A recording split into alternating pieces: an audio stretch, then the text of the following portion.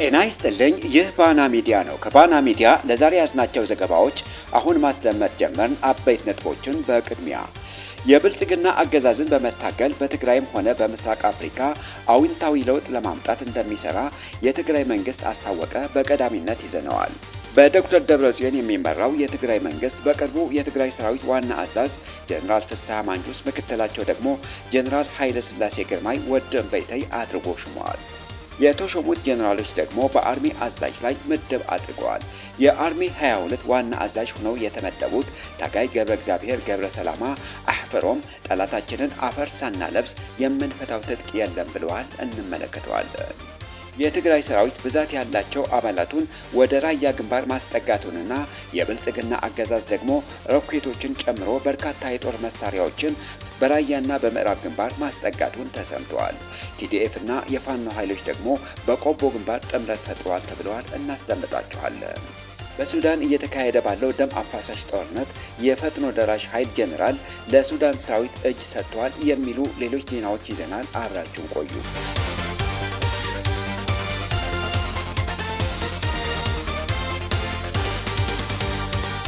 የብልጽግና አገዛዝን በመታገል በትግራይ ሆነ በምስራቅ አፍሪካ አዎንታዊ ለውጥ ለማምጣት እንደሚሰራ የትግራይ መንግስት አስታወቀ።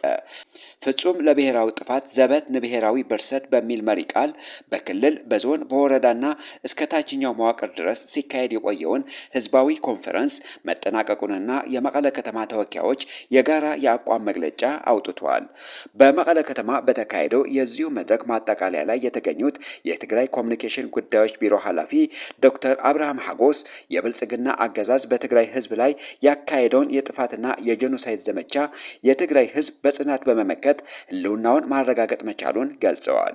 የትግራይ ህዝብ ጥቅሞችን በሰላማዊ መንገድ ይከበራሉ በሚል የፕሪቶሪያው የተኩስ ማቆም ስምምነት ቢደረግም የብልጽግና አገዛዝ ግን ህዝቡን በድምፅ አልባ የማጥፋት ሴራውን አሁንም አጠናክሮ ቀጥሎበታል ብለዋል።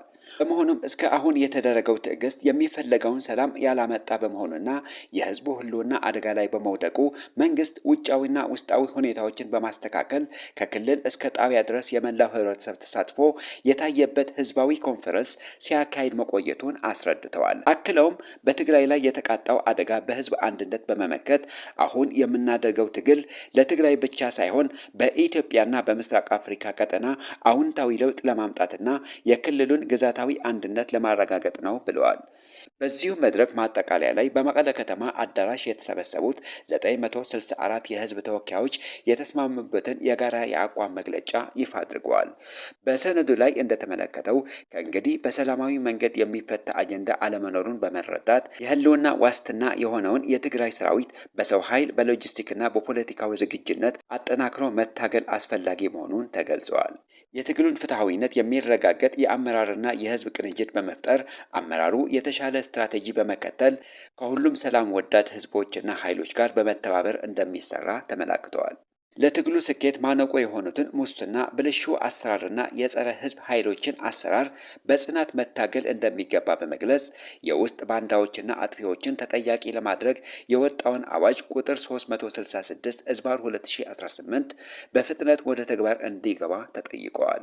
ጦርነትና ድርቅ ያስከተሉትን የኢኮኖሚ ጉዳት ለመቋቋም ያለውን ሀብትና አቅም በመቆጠብና በአግባቡ በመጠቀም የህዝቡን ህልውና ማረጋገጥ፣ በጠላት አሰቃቂ ድርጊት የተፈናቀሉ የተጎዱ ወገኖችን በመደገፍ እንዲሁም የሲቪል ደህንነትን መጠበቅ እንደሚያስፈልግ ተመላክተዋል። በጠላት ፕሮፓጋንዳ ተታለው ወደ አዲስ አበባ የሄዱ ወደ ህዝባቸው ወደ ትክክለኛው የትግል መስመር እንዲመለሱ ጥሪ የቀረበ ሲሆን የሰማዕታትን አደራ የትግራይ ህዝብ ታሪካዊ የማንነትና የህልውና ጥያቄ እስከ መጨረሻው ከግብ ለመድረስ ቃል ገብተዋል። በሀገር ውስጥና በውጭ ሀገር የሚኖረው የትግራይ ህዝብ እንዲሁም የዓለም ህብረተሰብ ለፍትሐዊ የትግራይ ህዝብ ትግል ከጎን እንዲቆምና ድጋፋቸውን እንዲያጠናክሩ የመቀለ ከተማ ተወካዮች ጠይቀዋል።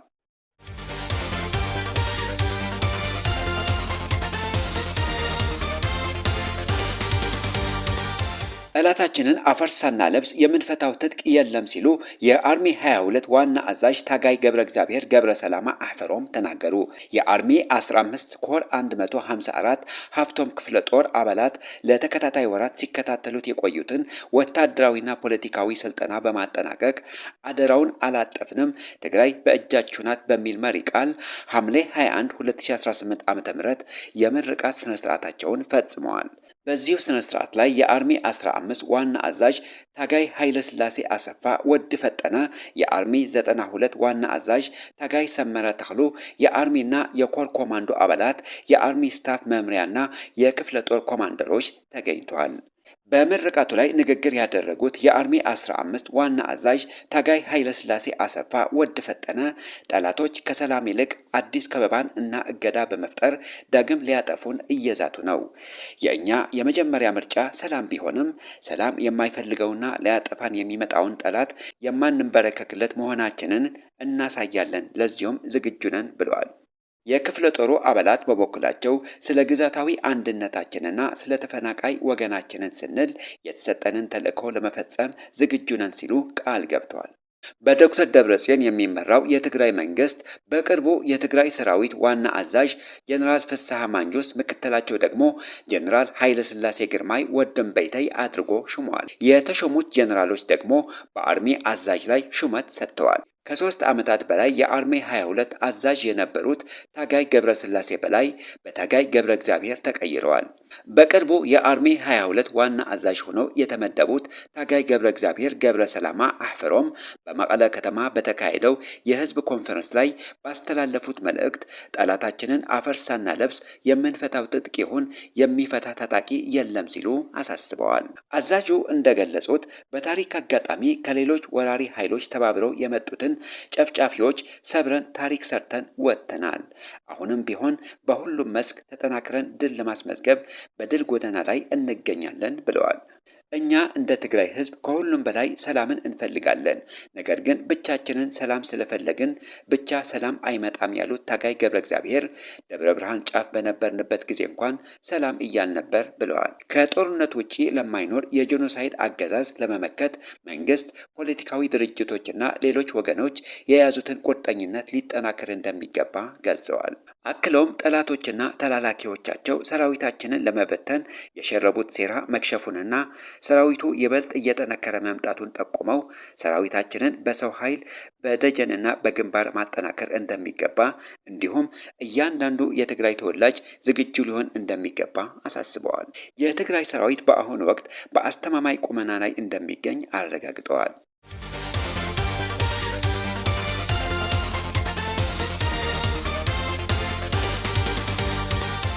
በሳዑዲ አረቢያ በእስር ላይ የሚገኙ ኢትዮጵያውያን ስደተኞች ከሞት ፍርድ ለማምለጥ ጥሪ እያቀረቡ ባሉበት ወቅት በሀገሪቱ የሞት ቅጣት አፈጻጸም ተጠናክሮ መቀጠሉን ተገልጿል። የሳዑዲ አረቢያ ሀገር ውስጥ ጉዳይ ሚኒስቴር ባወጣው መግለጫ ሐምሌ 20 2018 ዓ.ም አደንዛዥ እጽ በድብቅ ወደ ሀገሪቱ አስገብተዋል የተባሉ 5 ተጨማሪ ኢትዮጵያውያን ላይ የሞት ቅጣት መፈጸሙን አረጋግጠዋል። ሚኒስቴሩ አክለውም ተጠርጣሪዎቹ በጸጥታ አካላት በቁጥጥር ስር ውለው በተደረገባቸው ምርመራ ጥፋተኛ ሆነው በመገኘታቸው ክስ እንደተመሰረተባቸው ገልጸው የቀረበውን የይግባኝ ጥያቄ የጠቅላይ ፍርድ ቤቱ ውድቅ በማድረጉ በሀገሪቱ የሸሪዓ ሕግና በንጉሳዊ ትዕዛዝ መሰረት ውሳኔው ተፈጻሚ መሆኑን አስታውቀዋል። ይህ አዲስ ውሳኔ ተከትሎ በቅርቡ ጊዜያት ውስጥ በሳዑዲ መንግስት የሞት ቅጣት የተፈጸመባቸው ኢትዮጵያውያን ቁጥር 17 ደርሰዋል። ከዚህ ቀደም በሰኔ ወር 9 እንዲሁም በሚያዝያ 13 2018 ዓ.ም 3 ኢትዮጵያውያን የሞት ቅጣት ተፈጽመባቸው እንደነበር ይታወሳል። እንደ ሂዩማን ራይትስ ዎች ያሉ ዓለም አቀፍ የሰብአዊ መብት ተሟጋቾች ተቋማት የትግራይ መንግስትና የኢትዮጵያ መንግስት በዲፕሎማሲያዊ መንገድ ጫና በማድረግ ዜጎቹን ከሞት እንዲታደግ ጥሪ ማቅረባቸው ቢቀጥሉም የሞት ቅጣቱ ሊቆም አልቻለም። በተጨማሪም የታሰሩት ኢትዮጵያውያን በማያውቁትና በማይረዱት በአረበኛ ቋንቋ የተዘጋጁ ሰነዶችን እንዲፈርሙ በመደረግ የሞት ፍርዱ እንደሚበየንባቸው ዘገባዎች የሚያመላክቱ ሲሆን በአሁኑ ወቅት በሳዑዲ አረቢያ ሐሚስ ሙሻሂድ በተባለው እስር ቤት ውስጥ ከ200 በላይ ኢትዮጵያውያን ከአደንዛዥ እጽ ጋር በተያያዘ የተበየነላቸው የሞት ቅጣት እየተጠባበቁ እንደሚገኙ የዓለም አቀፍ መገናኛ ብዙሃን ዘገባዎች ያስረዳሉ።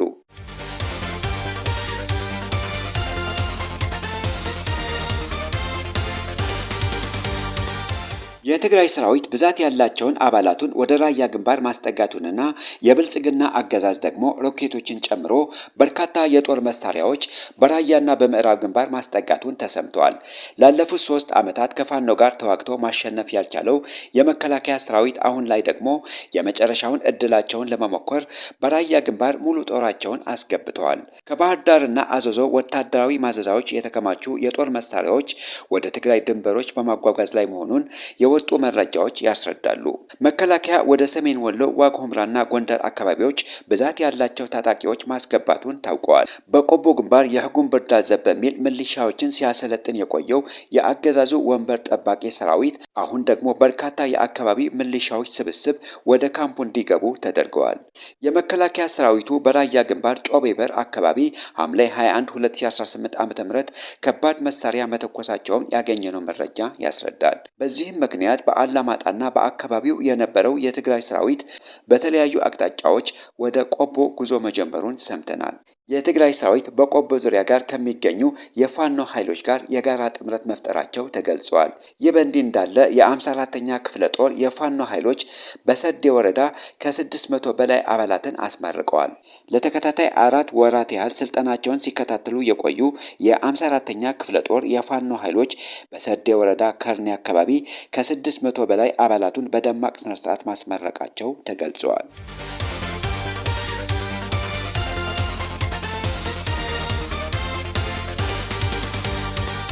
በሱዳን እየተካሄደ ባለው ደም አፋሳሽ ጦርነት የፈጥኖ ደራሽ ኃይል ጀነራል ለሱዳን ሰራዊት እጅ ሰጥተዋል። በሰሜንና በምዕራብ ኮርዶፋን ግዛቶች የሱዳን መደበኛ ጦርና አጋሮቹ ያቀናጁት ጥቃት የፈጠረውን ጫና ተከትሎ የፈጣን ድጋፍ ኃይሎች RSF ስትራቴጂክ ያሉትን ውሳኔዎችን ለማስተላለፍ ተገደዋል። የፈጣን ድጋፍ ኃይሎች መሪ መሐመድ ሐምዳን ዳጋሎ ሐምቲ ከአጋሮቻቸው ጋር ካደረጉት የደህንነት ስብሰባ በኋላ ባስተላለፉት መልእክት የጦር ግንባር አዛዦች ከማዕከላዊ እዝ ትዕዛዝ ሳይጠብቁ በራሳቸው ውሳኔ አጥቂ ኦፕሬሽኖችን መክፈት የሚያስችላቸውን ሙሉ ስልጣን መስጠታቸውን አስታውቀዋል። ይህ ውሳኔ የወጣው የRSF ኃይሎች በሰሜን ኮርዶፋን ግዛት ከባድ ወታደራዊ ሽንፈት ከገጠማቸውና የሱዳን ጦር ወደ ካርቱም የሚወስደውን ዋና ኤክስፖርት መንገድ ከተቆጣጠረ በኋላ ነው። ሐምቲ በሚመጡት ውጊያዎች ኃይላቸውን በግንባር ቀደምትነት እንደሚመሩና በደረጃቸው ውስጥ ያሉ ሰላዮችን እንዲያጸዱ ያሳሰቡ ሲሆን በወታደራዊ ክዋኔዎች ወቅት ቪዲዮና ፎቶ ማንሳት በጽኑ መከልከሉንና ሕጉን የሚጥስ ማንኛውም አካል እንደ ጠላት ተባባሪ እንደሚቆጠር አስጠንቅቀዋል። በሌላ በኩል በሰሜን ኮርዶፋን ግዛት የተሰማራች ከፍተኛ ስትራቴጂካዊ ድሮን በሱዳን ጦር የጸረ አየር ጥቃት ተመታ መውደቋን የተረጋገጠ ሲሆን በዚሁ አካባቢ የRSF ወታደራዊ የበላይነትን እየተፈረካከሰ መምጣቱን ተጠቁመዋል። በምዕራብ ኮርዶፋን ግዛት የRSF አዛዥ የነበረው አሊ አብደላ ጃሊል በንጹሃን ዜጎች ላይ የሚፈጸመውን ጥቃት በመቃወም እጁን ለሱዳን መደበኛ ጦር መስጠቱን አስታውቀዋል። አዛዥ አሊ አክሎም እንደገለጸው የሱዳን ጦር እያስመዘገበ ባለው ተከታታይ ድሎች ምክንያት በርካታ የRSF አዛዦችና አባላት ከቡድኑ እየኮበለሉ ወደ ሱዳን መደበኛ ጦር በመቀላቀል ላይ ይገኛሉ። በሱዳን ከፍተኛ ሽንፈት የተከናነበው የRSF ታጣቂዎች በብልጽግና ፍቃድ በሁርሶ የማሰልጠኛ ማዕከል ገብተዋል። በዓለም አቀፍ ማህበረሰብ በወንጀለኝነት የሚፈለጉት እነዚህ የሄምቲ ታጣቂዎች በሁለት የበረራ ዙሮች ወደ ሁርሶ መግባታቸው የተገለጸ ሲሆን ገነት ሰፈር በሚል ልዩ ስሙ የሚታወቅ ይህ ማዕከል ቀደም ሲል ለተባበሩት መንግስታት ድርጅት UN የሰላም ማስከበር ተልዕኮ የሚሄዱ የሀገር መከላከያ ሰራዊት አባላት የሚሰለጥኑበት ስፍራ እንደነበር ታውቀዋል። በአሁኑ ወቅት ግን ማዕከሉ በሱዳን የእርስ በርስ ጦርነት ውስጥ ከፍተኛ ወንጀል የፈጸሙ ታጣቂዎች ማሰልጠኛ ሆኖ እንደሚያገለግል የተጠቀሰ ሲሆን ብልጽግና በምስራቅ አፍሪካ ለሰላም ማጣት ምክንያት የሆነ አገዛዝ መሆኑ በተግባር እየታየ ይገኛል።